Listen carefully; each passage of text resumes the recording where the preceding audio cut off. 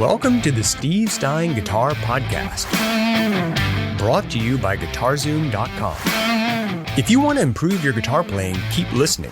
If you want to improve even faster, go to GuitarZoom.com, where you'll find all of Steve's premium courses, masterclasses, and memberships that'll help you quickly and easily improve your playing. Now here's your host, Steve Stine.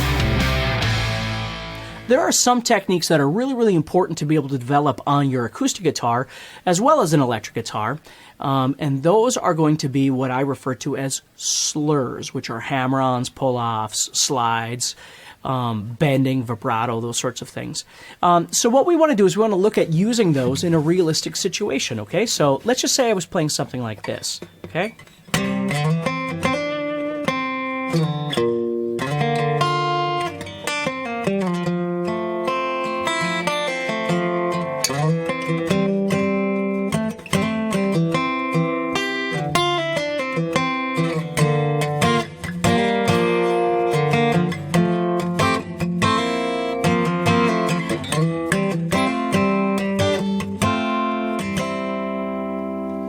So you see, hammer-ons and pull-offs and slides and all those sorts of things really make for some fun embellishments that you can use on chords and certainly when you're playing scales and different things like that. So what I want to do is just explain to you a little bit about the technique. Okay, using the acoustic guitar, it forces you to have to be a bit more accurate than electric, possibly, and certainly use a bit more strength because the acoustic guitar is a little bit harder to play than electric because the strings are thicker, generally. So what we're going to do is we're going to look at using some hammer-ons and pull-offs over a D chord. Now again, you can use it over any chord, but just to show you how this works, I'm going to use the example of a D sus2 and a D sus4 using hammer-ons and pull-offs. So what I'm going to do is I'm going to take my middle finger here and I'm going to do a hammer-on from 0 to 2. Now in order to do that, I got to make sure that my ring finger is not in the way and it's muting that string. Okay, and then I've got a pull-off I'm going to use for my pinky. Okay, now I'm going to combine this with a picking pattern so we can make a little exercise out of it and start learning how to do this, okay, using hammer-ons and pull-offs. So what I'm going to do is this. So I'm doing down, down, down. Now this string right here, you can do it as a down strum or a down pick. Okay. I'm going to do it as an upstroke or what I call an up scoop, which pushes me back up towards the top of the guitar. Okay, it's an upstroke, but I was thinking of it like, you know, scooping ice cream or something like that. Okay, now what we're going to do is, once we get done with that, we're going to go back to the second string, and we're going to pluck that second string with a down.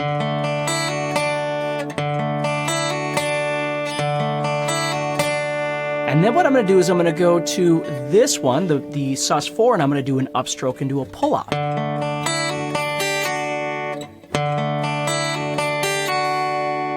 Okay. Then I'm going to go back to the second string and do a down pick, and then do a hammer-on again with an upstroke. Okay, and then I'm going to go back and do a pull-off again. So I'm just kind of trapped in this little spot here. And then I'm going to go back to the second string and just pluck that. And that's the end of my pattern. So it sounds like this.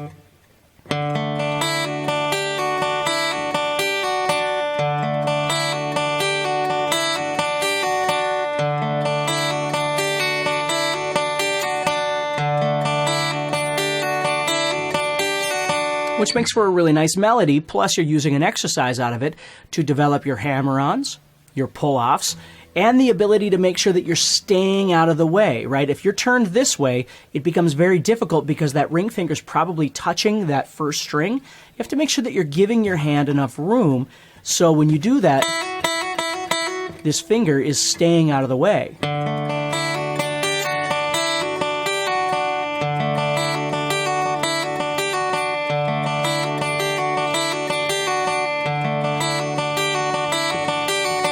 See? Now I could do the same thing in just a different idea. Let's say I was doing the C chord.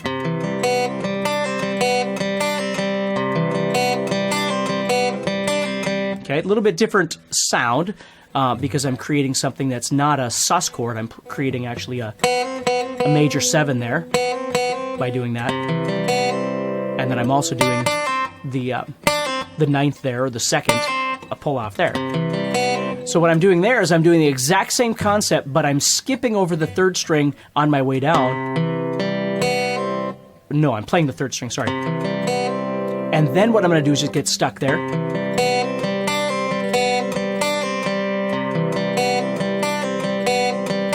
So same pattern. Okay, so the point is you can do this over any chord. It doesn't make any difference. But you're looking for embellishments that are using hammer-ons and pull-offs so you can kind of get comfortable with those. Now again, we're using it in a chordal form, not so much a scale form at this point, but we certainly can look at that in the future.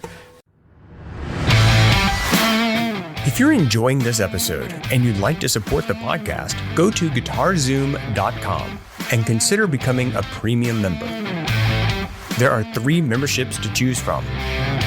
VIP, which gives you instant access to a library of short but powerful courses as well as new bite-sized lessons each month. There's also Play Songs that gives you step-by-step lessons so you can learn to play your favorite songs fast. And finally, there's Masterclass, university-level training on everything from soloing to music theory, from blues to home recording. For more info about these memberships and all the premium courses available to you, go to GuitarZoom.com. Now back to the podcast. Okay, so we've got...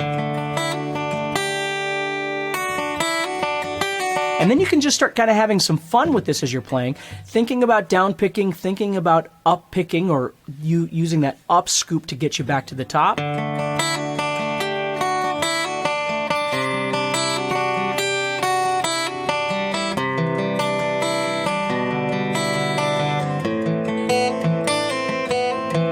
You know, whatever it might be, but just start developing some organic movements using those. Okay, so the next thing we want to do is we want to start looking at slides. Okay, now slides in this situation are a little bit harder to use. So what I'm going to do is I'm going to use a different chord here. I'm going to take the A minor chord and I'm going to go into a different inversion of an A minor chord. What I'm going to do is use the standard A minor. And then what I'm going to do is move into this, which I'm playing 0, 7, 5, 0, 0,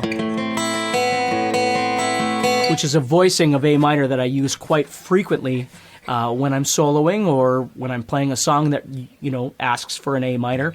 Oftentimes I'll go to this sound just because I really, really like the sound of it.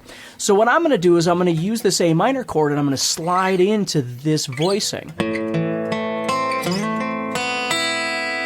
Okay, so right there what I'm doing is I'm playing down, down, down, up.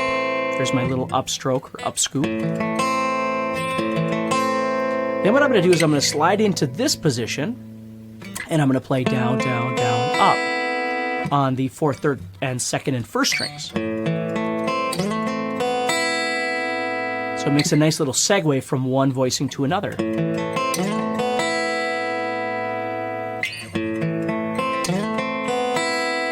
See? So I'm using down, down, down, up, down, down, down, up, using the slide right there on the 7th fret of the 4th string.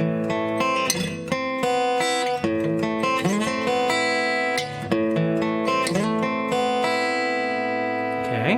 And then once I'm there, I can do all kinds of different things, but that's a great way of just practicing utilizing a slide in a realistic but yet creative way. Okay? Now, vibrato and bending are the other 2 elements that, again, we'll talk about more in the future, but right now, in this case, vibrato is when you simply shake a string or a set of strings. Okay? Now, vibrato on acoustic's a little bit different than a vibrato on an electric guitar, again, simply because you're a bit more restrained because of the thickness of the strings.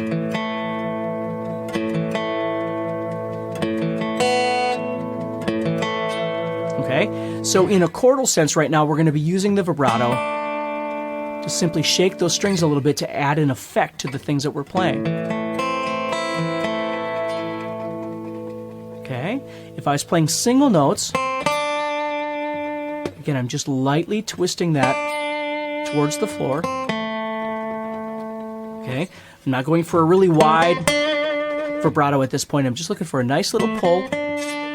So the back of my hand, I'm grabbing on like this, and I'm twisting like I'm opening a doorknob. Okay?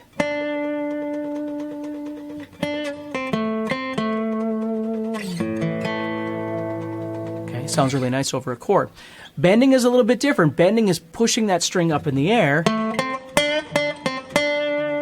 which again, in acoustic's a little bit harder to do, well, quite a bit harder to do than an electric guitar.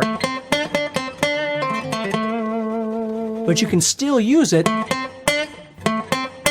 to the best of your ability. You can certainly get some cool bluesy kinds of bends. And if you really like doing a lot of bends, you may have to look at getting a little bit lighter set of strings or something like that on your acoustic guitar to be able to do those, unless you've got really, really super strong hands, which is awesome.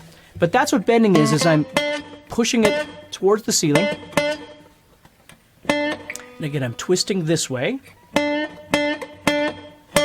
Just giving it a little bit of a push to get that kind of sound. Okay? So if I was doing this, maybe I'll add that little tag at the end. So I'm going to do a little bend on this 7. Go back to the 7, play the 5, and then the 7 here. Now I've got a little, chordal lick with a little blues lick at the end, or pentatonic lick.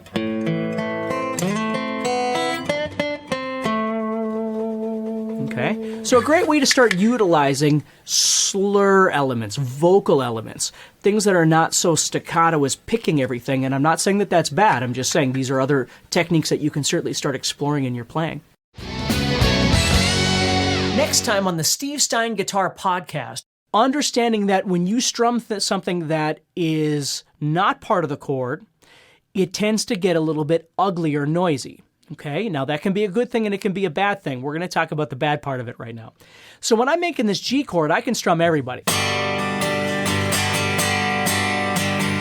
And I like the freedom of being able to move my arm and just kind of bash those strings, making this rhythm. Okay, so when I move to this C add 9, when I move down to C add 9 like this, what I'm going to do...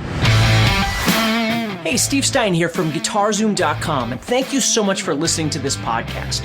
If you enjoyed this episode, can I ask you a favor? Please subscribe, leave a review, and share it with a friend. Your feedback means more to me than you'll ever know. And be sure to check out my YouTube channels where you'll find over 1,000 videos to help you with your guitar playing.